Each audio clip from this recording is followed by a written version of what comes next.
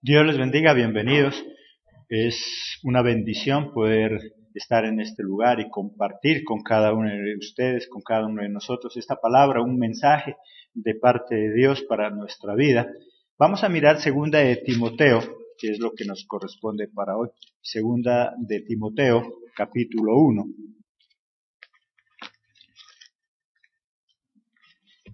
Segunda de Timoteo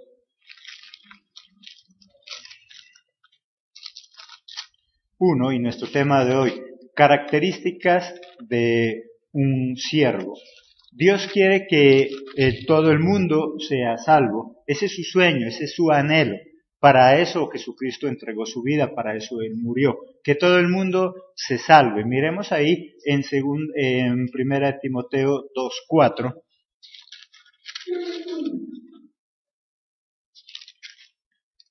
Primera de Timoteo 2:4.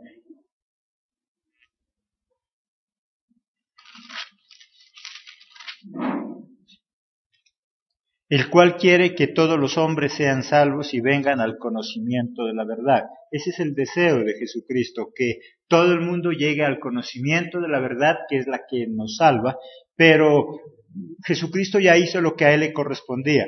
Jesús murió, Jesucristo resucitó, y Él propició con eso la salvación y la vida eterna, pero Él no va a morir otra vez para que la humanidad se salve. Él ya lo hizo una vez para siempre. Ahora ese trabajo nos corresponde a cada uno de nosotros, a quienes hemos recibido a Cristo en nuestro corazón, quienes nos llamamos siervos de alguna manera. No porque Jesús no pueda hacerlo, sino porque simplemente a Él le ha placido a nosotros también tenernos en cuenta y hacernos participar de esa obra maravillosa de salvación. Si Jesucristo quisiera simplemente Él salvarnos desde un principio así, con un mover de dedos, lo hiciera. Transformara nuestra manera de pensar, de vivir, de sentir. Todos fuéramos buenos, nadie cometería pecado y fuéramos salvos. Pero también seríamos como robots, como entes, personas sin razón propia. Por lo tanto, Jesucristo, Él no quiere robots, Él no quiere muñecos programados para ser buenos. Él nos ha dado ese libre albedrío. De ti y de mí depende si queremos ser buenos o queremos ser malos. Por lo tanto, lo único que Jesucristo hace es transmitir esa palabra y nos ha dado esa misión que tú y yo ya la conocemos, ahí en Mateo 28, 19 y 20, recordémoslo también.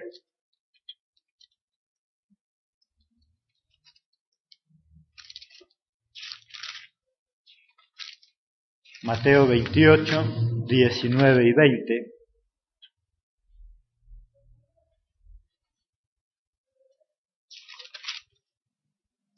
Por tanto, id y haced discípulos a todas las naciones, bautizándolos en el nombre del Hijo y del Espíritu Santo, enseñándoles que guarden todas las cosas que os he mandado, y he aquí, yo estoy con vosotros todos los días hasta el fin del mundo. Esa es la misión que Dios nos ha dado. Cuando nosotros recibimos a Cristo en nuestro corazón, no solamente es para llenar un local en algún lugar llamado iglesia, no es tan simple para ocupar una silla en algún lugar. Cuando recibimos a Cristo en nuestro corazón, es mucho más que solamente estar a la espera de un milagro en nuestra vida. Cuando estamos simplemente a la espera de un milagro, llenamos estadios, llenamos coliseos, pero de todas formas no siendo útiles para la obra de Dios. Dios quiere que nosotros seamos siervos, esos siervos útiles, que ayudemos en esa gran misión de salvar a cada uno de los habitantes del mundo. Vamos a mirar características de un siervo de Dios entonces. Vamos a mirar 7 características importantes que identifican a un siervo de Dios. Primero, no deja que nadie cambie su esencia. Ahí en el versículo 3 de 2 de Timoteo 1, doy gracias a Dios, al cual sirvo desde mis mayores con limpia conciencia, de que sin cesar me acuerdo de ti en mis oraciones noche y día. Pablo dice, porque yo sirvo desde hace ¿cuánto tiempo? Desde siempre, desde mis mayores, desde mis antepasados, conozco.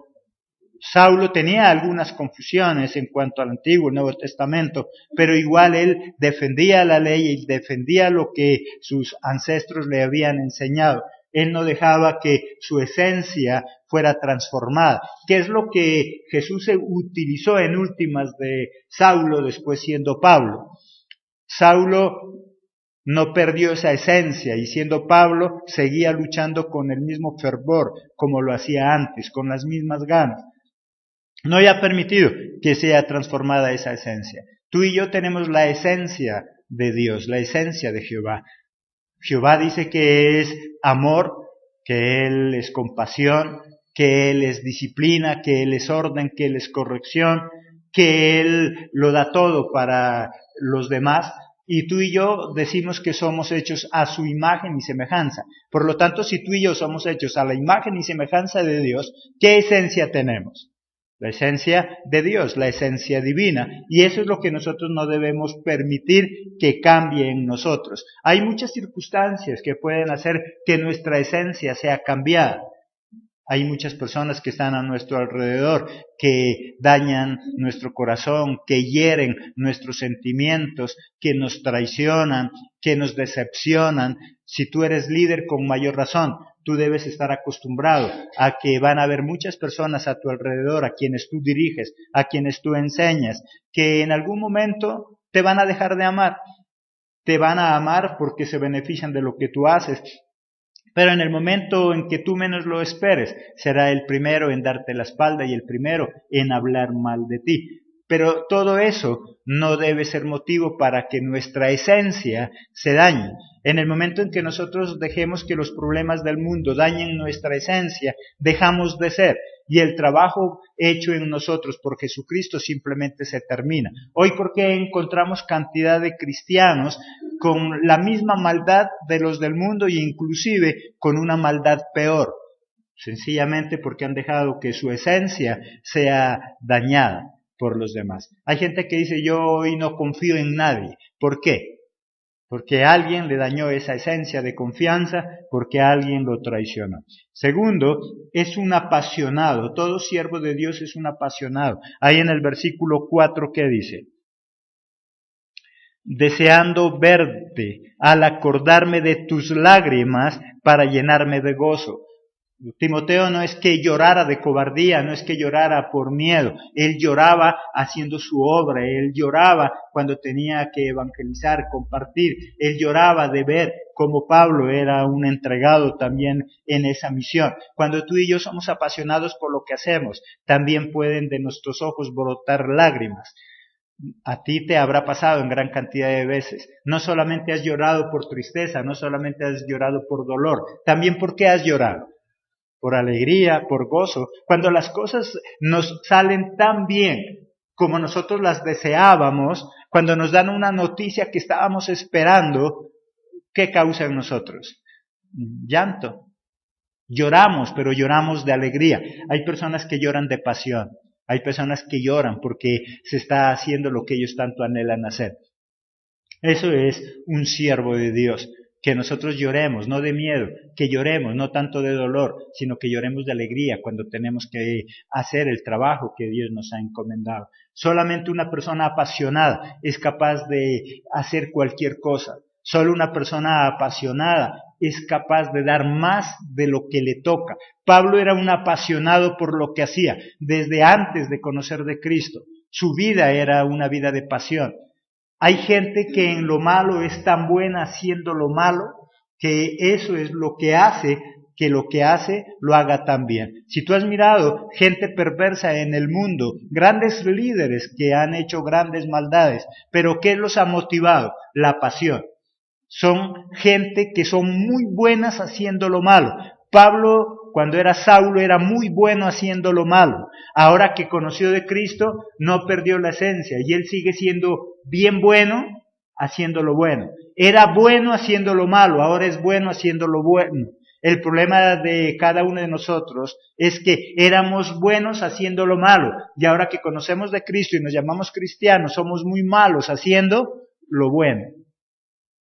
Éramos muy malos, todo el mundo nos tenía miedo, éramos especialistas en hacer cosas desagradables y ahora que nos cambiamos de bando y ahora que estamos con Cristo, ya no somos tan buenos en hacer las cosas. Ahora hay mucho cristiano apagado, desanimado, sin ganas, no quiere trabajar en la obra, desanimado total. Y uno dice, ¿cómo es posible? Si esa persona allá afuera era tan bueno haciendo lo que hacía, ¿por qué ahora con Cristo es tan apagado? Dejó que su esencia se cambiara, que sea transformada. Por lo tanto, debemos ser apasionados. Si tú quieres conseguir algo, no solo en lo espiritual, no solo siendo siervo de Dios, sino si tú quieres conseguir algo en la vida, debes ser un apasionado. Debes amar lo que haces. Cuando tú eres apasionado por lo que haces, no hay nada ni nadie que te pueda detener. Pablo era un apasionado. Por eso él que dice, ni lo alto, ni lo ancho, ni lo profundo, ni ángeles, ni potestades, nada me puede alejar de ese amor de Dios. Nada. No hay quien. Muchos de nosotros, los cristianos, no podemos decir eso. Tercero, tiene una fe verdadera. Ahí en el versículo 5. Trayendo a la memoria la fe no fingida que hay en ti, la cual habitó primero en tu abuela Loida y en tu madre Eunice, y estoy seguro que en ti también. Trayendo a la memoria la fe, ¿qué dice ahí?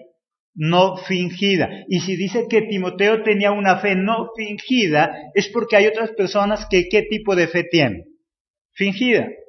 Finge tener fe. ¿Cuándo es cuando yo finjo tener fe? Cuando yo busco a Jesús simplemente por interés. Hay muchas personas que buscan a Jesucristo simplemente motivados por el interés, por un milagro, porque le han dicho que ahí en esa iglesia oran y consigue trabajo, porque le han dicho que en esa iglesia ora y va a salirle todas las cosas bien. Si no fuera por eso, sencillamente nunca llegara a los pies de Cristo. ¿Cómo es tu fe? ¿Cómo es nuestra fe? Dice que si nuestra fe no es verdadera, lastimosamente tampoco nos vamos a poder apasionar.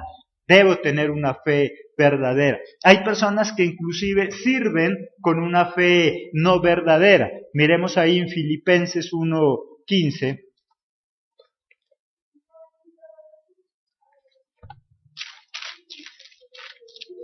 Filipenses 1:15. Algunos a la verdad predican a Cristo por envidia y contienda, pero otros de buena voluntad. Los unos anuncian a Cristo por contención, no sinceramente, pensando añadir aflicciones a mis prisiones. Pablo, ¿qué dice? Que hay algunos que predican de Cristo, es verdad, hablan de Cristo, pero ¿por qué lo hacen? ¿Qué es lo que lo motiva? Algunos la envidia, simplemente porque como hay otros que lo están haciendo, ellos consideran que por qué ellos no, y ellos también lo hacen. Otros predican motivados por el interés económico, simplemente porque creen que de esa manera pueden solucionar su falta de empleo, de esa manera pueden solucionar su falta de dinero. Otros predican simplemente por maldad, porque saben que eso le da fama. ¿Cuál es el motivo que te inspira a ti predicar el Evangelio? Que no sea el desempleo, que no sea la fama, sino que sea la pasión por servir a Cristo. Si tú eres un apasionado, tú vas a servirle a Cristo, con dinero o sin dinero, con fama o sin fama, te den reconocimiento o no te den reconocimiento, tu iglesia sea la más pequeña o tu iglesia sea la más grande. Hay inclusive no solo pastores, sino miembros de iglesias que escogen iglesia a la cual pertenecer, pero dependiendo del número de personas. Si ven que la iglesia es muy grande, para ellos esa es la mejor iglesia y ellos ahí quisieran estar. Hay muchas personas de la calle que quisieran pertenecer a una iglesia, pero no a cualquier iglesia, sino a la iglesia más famosa, a la iglesia más numerosa, a la iglesia que tiene el mejor equipo de alabanza, el mejor grupo de alabanza. Hay algunos que quisieran pertenecer a la iglesia que tiene el templo más grande. ¿Qué lo motiva? Hay otros que quieren pertenecer a una iglesia, pero simplemente porque quieren un milagro. Y el día en que obtienen el milagro, simplemente se olvidan de Dios. ¿Qué es lo que te motiva a servir? ¿Fe verdadera? ¿Fe fingida? Una fe fingida es cuando yo busco de Dios simplemente por mi propio interés, no porque crea lo que Dios puede hacer en mi vida. Un verdadero siervo, cuarto, no deja que el fuego con el que sirve se apague. Versículo 6. Por lo cual te aconsejo que avives el fuego del don de Dios que está en ti por la imposición de mis manos. ¿Qué dice? ¿Cuál era la recomendación a este siervo, a Timoteo, un joven que empezaría su trabajo de pastoreo? No permitas que ese fuego que hay en ti se apague. ¿Cuántos de nosotros, llevados por los problemas, permitimos que ese fuego se acabe? El tener un espíritu avivado no quiere decir que no tengamos problemas. El que cuando tú haces una fogata, cuando tú haces un fuego, ¿tú por qué cuidas a tu alrededor para que no se apague? Porque posiblemente está venteando demasiado y en lugar de avivarlo lo apaga, porque tal vez puede caer alguna brisa que puede apagarlo. Si tú cuidas ese fuego para que no se apague, es porque hay riesgos de que se pueda apagar. Y si a Timoteo le dice que avive el fuego que hay en él, es porque había riesgos de que se pueda apagar. ¿Qué cosas suceden en tu vida que pueden apagar? El desánimo que le causa la decepción de los demás pronto puede apagar ese fuego que hay en el corazón de nosotros.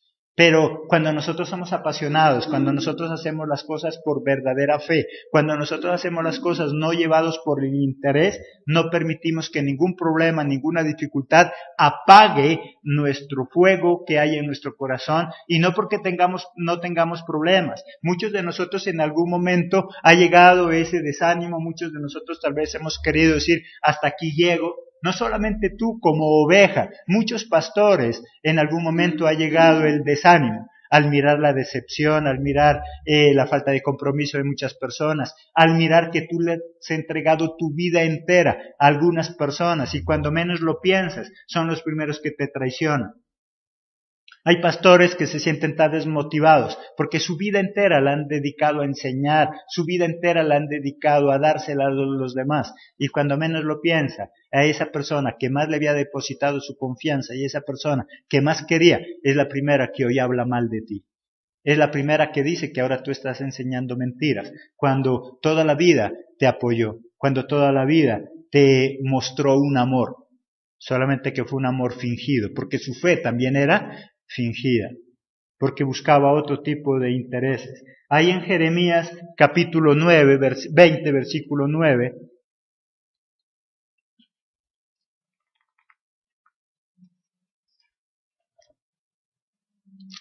Jeremías 29,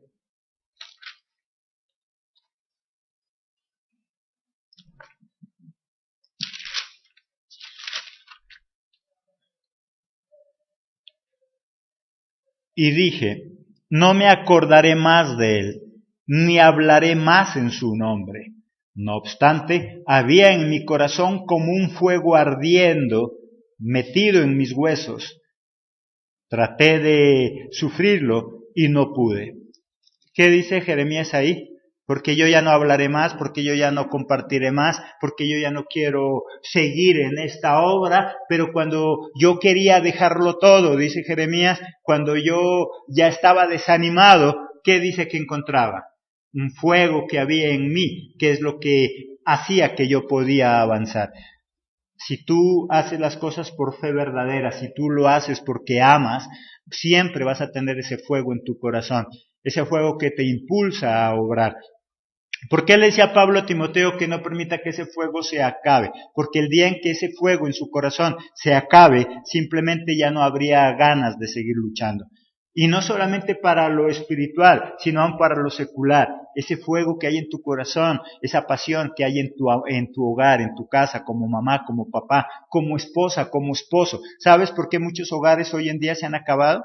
Porque, ¿qué ha pasado con esa primera llama de amor? Se ha apagado.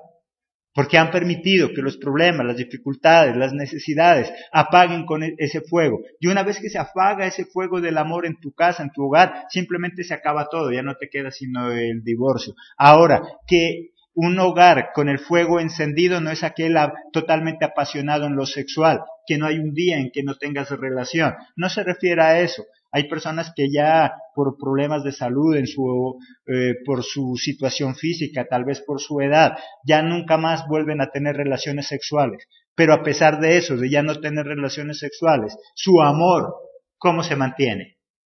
Avivado. Cuando nosotros simplemente ponemos la esperanza en el matrimonio, solo en la parte física, solo en la parte sexual, es lo mismo que en la espiritualidad tener una fe, ¿qué dice? Fingida. Si tú crees que el secreto está en entenderse sexualmente con tu pareja, simplemente es un amor fingido. Porque el día en que ya no puedas hacer eso, ¿qué va a pasar? Entonces se acaba todo. Y lastimosamente con la edad eso se va a acabar. Y entonces, ¿qué va a suceder con tu relación? Va a llegar hasta ahí. Por lo tanto, cuando hablamos de esa fe fingida, estamos hablando de ese sentir fingido, de ese sentir solamente llevado por emociones. Lastimosamente muchos de nosotros cuando nos casamos no nos motiva el amor. Lo que nos motiva, ¿qué es? La emoción. Nosotros los seres humanos confundimos muy rápido el amor con la emoción.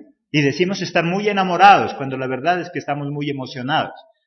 Y como la emoción, como toda emoción, se acaba. Si tú tienes ese fuego del amor verdadero en tu corazón y no permites que se apague, vas a triunfar en lo que sea. Si tú eres un empresario y tienes ese fuego en tu corazón, tú vas a ser uno de los que va a madrugar, de los que va a trabajar hasta más tarde, no abandonando la familia. Porque recordemos las prioridades. Primero está Dios, después está la familia, después está el ministerio, el trabajo, lo que tengas que hacer. No quiere decir que el ministerio está de último para Dios, sino que el ministerio es el resultado de una vida excelente en el hogar, una vida excelente personal. Si tú tienes una muy mala relación en tu familia, ¿cómo va a ser tu trabajo? De alcalde, de gobernador, de médico, de profesional, de pastor o simplemente de un líder en la iglesia. ¿Cómo va a ser tu trabajo en cada una de esas áreas si no has logrado desarrollarte bien en tu hogar? Igual va a ser fingido, va a ser mentiroso. Por eso es que la palabra de Dios dice que el que quiere servir a Dios primero tiene que organizar su casa. Si yo sé llevar bien mi casa, si yo permito que el fuego de la pasión se mantenga en mi vida, en mi hogar, asimismo ese fuego de la pasión se permanecerá por siempre en cualquier actividad que yo haga. Si tú eres una persona con el fuego avivado en tu corazón, vas a ser un excelente padre, una excelente madre, un excelente esposo, una excelente esposa, un excelente hijo, un excelente empresario o un excelente siervo de Dios. Si tú permites que ese fuego no se apague. ¿Qué es lo que hace que se apague el fuego de nuestro corazón? ¿Qué es lo que hace, qué es lo que permite que se acabe la pasión de nuestro corazón? Los problemas, las dificultades, los inconvenientes. Por eso es que Jesucristo en su palabra dice que nosotros ¿hasta cuándo tendremos problemas? Siempre. Si yo sé que voy a tener problemas, entonces yo me preparo y no dejo que ese fuego en mi corazón se apague. Quinto, tiene espíritu de poder, de amor y de dominio propio. Un verdadero siervo de Dios es aquel que tiene espíritu de ¿qué? De dominio propio, de amor, de poder. Y poder no es que te convierta en un superhéroe. Poder es tener la capacidad de poder hacer. Cuando yo digo que tengo el poder, significa que yo tengo la facultad de poder hacer. Cuando tú a un abogado necesitas que él te represente, ¿qué es lo que le firmas? ¿Qué es lo que le otorgas? Un poder, no que lo conviertas en un superhéroe al abogado. Cuando tú le das un poder, cuando el abogado tiene el poder, significa que tú le has dado la autorización para que él pueda actuar en tu nombre. Un siervo de Dios con poder de Dios significa que estamos facultados para intervenir, a obrar, a hablar en nombre de ¿quién? De Dios, en nombre de Jesús. Un verdadero siervo tiene ese espíritu de poder y de dominio propio. Ahí en el versículo 7, porque no nos ha dado Dios espíritu de cobardía, sino de poder, de amor y de dominio propio. A un siervo de Dios, lo primero que Dios le da, ¿qué es? Dominio propio. No cobardía, sino de poder, de valentía, porque necesitamos ese dominio propio para que ese fuego, esa pasión que hay en nuestro corazón no se apague. Necesitamos dominio propio para poder controlar nuestras emociones. Cuando nosotros actuamos de manera emocional, muchas de nuestras decisiones son equivocadas. El amor y el odio son emociones. Si tú tomas decisiones importantes en tu vida porque estás muy alegre, porque estás muy contenta, porque crees que estás llena de amor, ¿cómo pueden ser esas decisiones? Equivocadas. Si tú tomas decisiones porque estás decepcionado, decepcionada, porque te parece que todo sale mal y estás muy triste, ¿cómo van a ser esas decisiones? Mal. Por lo tanto, ¿qué debo tener? Dominio propio. No dejarme llevar por esas emociones. A veces nosotros queremos ser siervos de Dios, pero llevados por las emociones. Es muy típico, es muy popular ver en las iglesias, sobre todo cuando hay un predicador nuevo, cuando hay un invitado. El predicador nuevo llega a la iglesia y dice, ¿quiénes son los que van a recibir a Cristo? ¿Quiénes son los que van a recibir a Cristo? ¿Quiénes son los que quieren servir? Pasen al frente que voy a orar. Y sobre todo, como es un predicador de renombre, ¿quiénes son los primeros que pasan allá a poner la cabeza? Los mismos de toda la vida, los de la iglesia, los emocionalistas, líderes que salen allá al frente a recibir otra vez a Cristo. ¿Qué los motiva a hacer eso a ellos cada culto? La emoción. Y esos salen al frente, lloran, se revuelcan, que ahora sí van a servir. A los 2, 3 días que se les olvidó la predicación motivacional de ese pastor, ¿qué pasó con su servicio? Hasta ahí llegó. Toca esperar que venga otro pastor, toca invitar a otro para que los motive y de esa manera se comprometan a querer servir. Y la verdad es que nunca sirven para nada. Porque ¿qué es lo que no tienen ellos? Dominio propio. No saben qué es lo que quieren, no saben para dónde van. Una persona emocionalista lastimosamente no sabe para dónde va, no sabe qué es lo que quiere. Una persona emocionalista parece que estuviera súper enamorada de esa persona que conoció. El problema es que si llega a conocer en esos días a alguien más importante, ¿qué va a pasar? Igual ya lo vemos enamorada o enamorado de él. Hay personas que no saben de quién se han enamorado. Se enamora de uno, se enamora de otro. Y nunca termina esa carrera de enamoramiento. Porque llega uno y la emociona. Se enamoró. Llega otro, la vuelve a emocionar. Se enamoró. Y en últimas, al final se queda sin nada. Se queda solo. Los verdaderos siervos de Dios tenemos dominio propio. Amor. Se necesita tener dominio propio para no actuar por las emociones. Y se necesita tener amor para que ese fuego de esa pasión nunca se apague en nosotros. Dios necesita siervos apasionados, siervos con dominio propio. Hoy en día cada vez salen más doctrinas falsas, cada vez hay más iglesias que mantienen a su gente a punta de fábulas, cuentos y shows. ¿Qué se necesita tener para no estar de doctrina en doctrina? Dominio propio, amor, pasión por lo que estoy haciendo. Sexto, no se avergüenza de la palabra de Dios por muy difíciles situaciones que esté viviendo. Muchos siervos se creen sin autoridad para hablar de las maravillas de Cristo solo porque están pasando momentos difíciles. ¿Cuántos pastores, solo porque su iglesia es la más pequeña, se creen que no tienen autoridad para hablar de Cristo? Porque creen que ¿quién me va a hacer caso? Es que tenemos la iglesia más pequeña. Y para hablarle a otros pastores que tienen mega iglesias. Y muchas personas creen que para alguien decir la verdad y ser un verdadero ungido, debe tener la mega iglesia.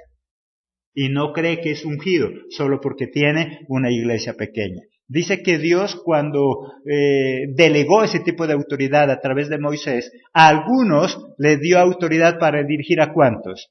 A 1, a 2, a 10, a 100, centenas. No todos fueron hechos para manejar la misma cantidad. El hecho de que alguien tenga una iglesia más grande que otra no significa que tenga más unción que otro y que sea más usado que otro. Simplemente a cada uno Dios le ha delegado la cierta cantidad de personas que Dios sabe que Él puede manejar y eso es todo. Pero lo importante es que nosotros no nos avergoncemos de Dios, ni de lo que hacemos, ni de nuestro ministerio. Ahí en el versículo 8, ¿qué dice? Por tanto, ¿qué le dice a él? No te avergüences de dar testimonio de nuestro Señor, ni de mí, preso suyo, sino participa de las aflicciones por el Evangelio según el poder de Dios. ¿Y tú qué le dices a Timoteo? No te avergüences de compartir el Evangelio solo porque yo estoy, ¿qué dice? Preso. Porque tal vez él miraba o se daba cuenta que tal vez Timoteo podría avergonzarse de decir que su tutor, que decir que su maestro, no hablo de Cristo, sino de Pablo, estaba ¿qué? Preso. Y tal vez él se podía sentir avergonzado, porque muchos lo podrían señalar. Y el que te enseñó luego no está allá. Ubiquémonos en la realidad. Para muchos saber que Pablo estaba preso, para muchos decían, ay, Dios lo bendiga, él está preso por el Evangelio. Muchos habrán dicho, ¿y qué habrá hecho? ¿Y por qué estará allá? Y algún pecado habrá cometido, algo malo habrá hecho. ¿Esto qué significa? Que tú y yo como siervos en algún momento nos podemos equivocar. Pero yo prefiero confiar en una persona buena que se equivoca queriendo hacer lo bueno y no alguien que se las da de bueno y tiene un corazón malo. Hay muchas personas que son perversas, son malas, que están a la espera de que tú te equivoques para hacerte daño, que están esperando a qué horas tú te equivocas para empezar a hablar mal de ti y dañar tu vida. ¿Quién es peor entonces? ¿Esa persona buena que se equivocó haciendo lo bueno o esa persona que se dice que es buena o es un buen cristiano, pero que está a la espera de que tú te equivoques para quererte destruir? ¿Quién es peor? Para mí es peor esa persona que se las da de buena, pero que está a la espera de que alguien se equivoque para clavarle el puñal. Esa persona es más perversa. Y por eso Pablo dice, no te avergüences de lo que tú puedas estar pasando. No te avergüences de tu condición. Hay muchas personas que dicen, pero si yo estoy enfermo, ¿cómo voy a hablar de un Dios de sanidad? Si yo estoy enfermo, ¿cómo puedo ir a orar por un enfermo? Y en cierto modo, ¿ahí qué está haciendo? Se está avergonzando de su condición. ¿Y cómo yo le puedo hablar a alguien de prosperidad cuando no tengo empleo? ¿Cómo le puedo hablar a alguien de prosperidad cuando lo que gano es poco? ¿Cómo puedo hablarle de un Dios bueno, maravilloso, cuando nuestra iglesia es pequeña? ¿Cómo puedo hablar de las verdades de Cristo cuando el que está diciendo mentiras allá al lado tiene una iglesia de multitudes? Porque puede ser que el que tiene una iglesia de multitudes está hablando mentiras y alguien que tiene una iglesia con 3 personas esté diciendo la verdad. Pero ¿por qué esa verdad no sale a flote? Porque él se siente avergonzado. Porque cree que Dios tal vez no lo está respaldando como está respaldando a esa otra persona. No te avergüences de la palabra de Dios solo por las circunstancias difíciles que puedas estar pasando. Esos momentos de dificultad que puedes estar pasando, tan solo es una manera de probarte, de entrenarte, de prepararte. Hay hombres y mujeres que por problemas en el hogar se han tenido que separar. Y hoy que le están sirviendo a Dios, no están con su esposa, no están con su esposo y sienten vergüenza de hablar de un Dios restaurador solo porque su hogar se ha destruido. Hay hombres y mujeres que su esposo no es creyente y entonces se sienten con impedimento para hablar de Dios, simplemente porque su esposo no es creyente, porque su esposa no es creyente y se sienten avergonzados. ¿Y yo cómo puedo ir a hablar allá de un hogar restaurado cuando mi esposo ni siquiera cree en Dios? ¿Cómo yo puedo hablar de Dios cuando mi esposo me quiere sacar de la iglesia y cree que no tiene autoridad para enseñar? ¿Qué le dice a Timoteo? Tú no te sientas avergonzado por lo que podamos estar viviendo. Tú anuncia la palabra, anuncia el evangelio. Es más, hay iglesias inclusive que si la señora, la hermana, el hermano que está en la iglesia, el esposo no es creyente, no le permiten servir. Porque como es que su esposo no es creyente, por eso usted no puede servir. Es que su esposa no es creyente, por eso usted no puede servir. Cada una de esas situaciones difíciles que podamos estar viviendo no son impedimento para que demos lo mejor de nosotros, para que esa llama que hay en nuestro corazón se apague. Séptimo y último punto, cree que es un elegido por Dios, no por su capacidad, sino por la misericordia de Dios. Reconocer esto nos hace ser agradecidos con Dios. Un verdadero siervo entonces es aquel que cree que es elegido, pero no por su capacidad, sino por la misericordia de Dios. Ahí en el versículo 9, ¿qué dice? Quien nos salvó y llamó con llamamiento santo, no conforme a nuestras obras, sino según el propósito suyo y la gracia que nos fue dada en Cristo Jesús antes de los tiempos de los siglos. Quien nos salvó y nos llamó con llamamiento santo, pero ¿qué dice Pablo? Pero no por nuestras obras, no porque lo merezcamos, no porque somos los mejores, sino porque Dios tuvo ¿qué? Misericordia de cada uno de nosotros. Así que si tú ya le estás sirviendo a Cristo, no es por tus capacidades, porque hay otros que posiblemente son mejores capacitados que nosotros. Tal vez otros tienen los títulos que tú y yo no podemos tener, o tal vez tú y yo tenemos tan solo un título y hay otros que parecen un tuburbio, está lleno de cartones. Tiene títulos habidos y por haber, y sin embargo a Dios no le ha placido utilizarlos. Por lo tanto, saber que Dios me utiliza no por mis capacidades, sino porque Dios es bueno y quiere usarme y Él es el que me prepara, eso me permite vivir siempre agradecido con Dios. En el momento en que nosotros nos olvidamos de que Dios nos está usando, no porque seamos los mejores, sino porque Dios tiene misericordia, nosotros siempre le vamos a servir ¿cómo? Con amor.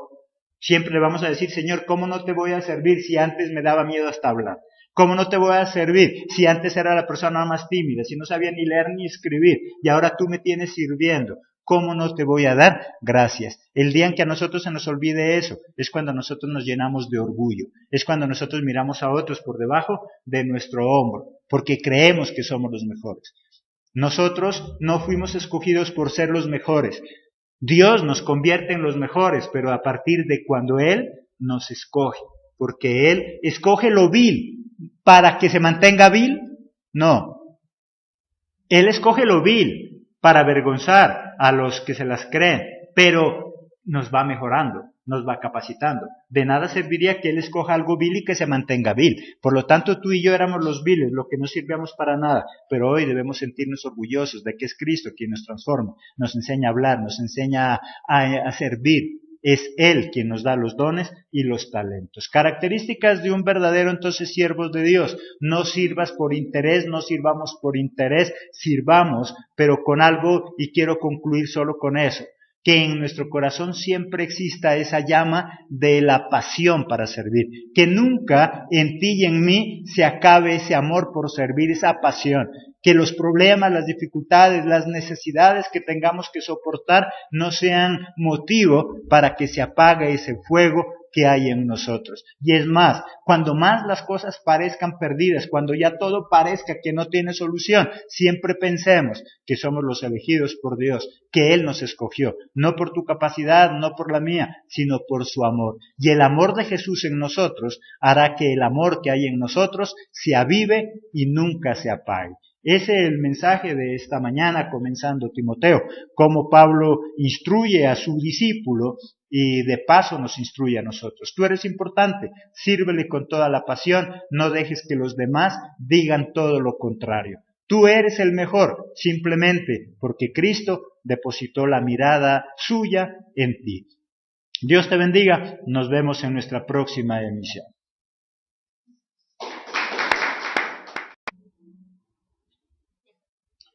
Dios les bendiga, bienvenidos. Es una bendición poder estar en este lugar y compartir con cada uno de ustedes, con cada uno de nosotros, esta palabra, un mensaje de parte de Dios para nuestra vida. Vamos a mirar segunda de Timoteo, que es lo que nos corresponde para hoy. Segunda de Timoteo, capítulo 1.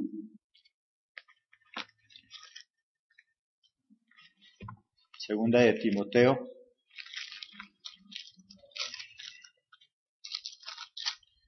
y nuestro tema de hoy, características de un siervo. Dios quiere que todo el mundo sea salvo. Ese es su sueño, ese es su anhelo. Para eso Jesucristo entregó su vida, para eso Él murió. Que todo el mundo se salve. Miremos ahí en 1 Timoteo 2:4.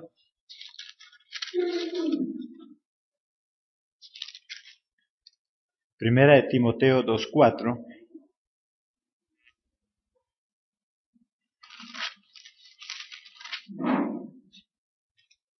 El cual quiere que todos los hombres sean salvos y vengan al conocimiento de la verdad. Ese es el deseo de Jesucristo, que todo el mundo llegue al conocimiento de la verdad, que es la que nos salva, pero Jesucristo ya hizo lo que a él le correspondía, permitir que cambie en nosotros. Hay muchas circunstancias que pueden hacer que nuestra esencia sea cambiada. Hay muchas personas que están a nuestro alrededor, que dañan nuestro corazón, que hieren nuestros sentimientos, que nos traicionan, que nos decepcionan. Si tú eres líder, con mayor razón, tú debes estar acostumbrado a que van a haber muchas personas a tu alrededor, a quienes tú diriges, a quienes tú enseñas, que en algún momento te van a dejar de amar. Te van a amar porque se benefician de lo que tú haces, pero en el momento en que tú menos lo esperes, será el primero en darte la espalda y el primero en hablar mal de ti. Pero todo eso no debe ser motivo para que nuestra esencia se dañe. En el momento en que nosotros dejemos que los problemas del mundo dañen nuestra esencia, dejamos de ser. Y el trabajo hecho en nosotros por Jesucristo simplemente se termina. Hoy, ¿por qué encontramos cantidad de cristianos con la misma maldad de los del mundo e inclusive con una maldad peor?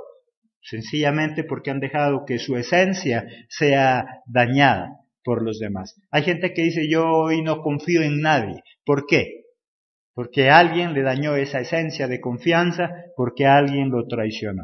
Segundo, es un apasionado. Todo siervo de Dios es un apasionado. Ahí en el Mateo 28, 19 y 20.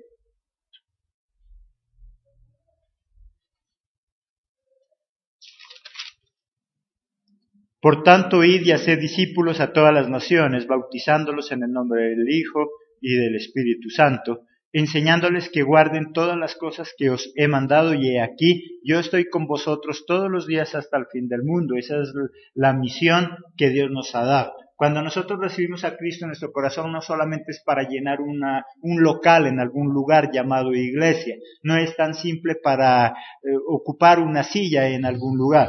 Cuando recibimos a Cristo en nuestro corazón, es mucho más que solamente estar a la espera de un milagro en nuestra vida. Cuando estamos simplemente a la espera de un milagro, llenamos estadios, llenamos coliseos, pero de todas formas no siendo útiles para la obra de Dios. Dios quiere que nosotros seamos siervos, esos siervos útiles, que ayudemos en esa gran misión de salvar a cada uno de los habitantes del mundo. Vamos a mirar características de un siervo de Dios entonces. Vamos a mirar 7 características importantes que identifican a un siervo de Dios. Primero, no deja que nadie cambie su esencia. Ahí en el versículo 3 de según Jesús murió, Jesucristo resucitó y Él propició con eso la salvación y la vida eterna, pero Él no va a morir otra vez para que la humanidad se salve. Él ya lo hizo una vez para siempre. Ahora ese trabajo nos corresponde a cada uno de nosotros, a quienes hemos recibido a Cristo en nuestro corazón, quienes nos llamamos siervos de alguna manera. No porque Jesús no pueda hacerlo, sino porque simplemente a Él le ha placido a nosotros también tenernos en cuenta y hacernos participar de esa obra maravillosa de salvación. Si Jesucristo quisiera simplemente Él salvarnos desde un principio así, con un mover de dedos, lo hiciera. Transformara nuestra manera de pensar, de vivir, de sentir. Todos fuéramos buenos, nadie cometería pecado y fuéramos salvos. Pero también seríamos como robots, como entes, personas sin razón, sin razón propia. Por lo tanto, Jesucristo, Él no quiere robots, Él no quiere muñecos programados para ser buenos. Él nos ha dado ese libre albedrío. De ti y de mí depende si queremos ser buenos o queremos ser malos. Por lo tanto, lo único que Jesucristo hace es transmitir esa palabra y nos ha dado esa misión que tú y yo ya la conocemos, ahí en Mateo 28, 19 y 20, recordémoslo también. De Timoteo 1, Doy gracias a Dios, al cual sirvo desde mis mayores con limpia conciencia, de que sin cesar me acuerdo de ti en mis oraciones noche y día. Pablo dice, porque yo sirvo desde hace cuánto tiempo. Desde siempre, desde mis mayores, desde mis antepasados, conozco. Saulo tenía algunas confusiones en cuanto al Antiguo y Nuevo Testamento, pero igual él defendía la ley y defendía lo que sus ancestros le habían enseñado. Él no dejaba que su esencia fuera transformada, que es lo que Jesús utilizó en últimas de Saulo después siendo Pablo. Saulo no perdió esa esencia y siendo Pablo seguía luchando con el mismo fervor como lo hacía antes, con las mismas ganas. No haya permitido que sea transformada esa esencia. Tú y yo tenemos la esencia de Dios, la esencia de Jehová. Jehová dice que es amor, que Él es compasión, que Él es disciplina, que Él es orden, que Él es corrección, que Él lo da todo para los demás. Y tú y yo decimos que somos hechos a su imagen y semejanza. Por lo tanto, si tú y yo somos hechos a la imagen y semejanza de Dios, ¿qué esencia tenemos? La esencia de Dios, la esencia divina. Y eso es lo que nosotros no debemos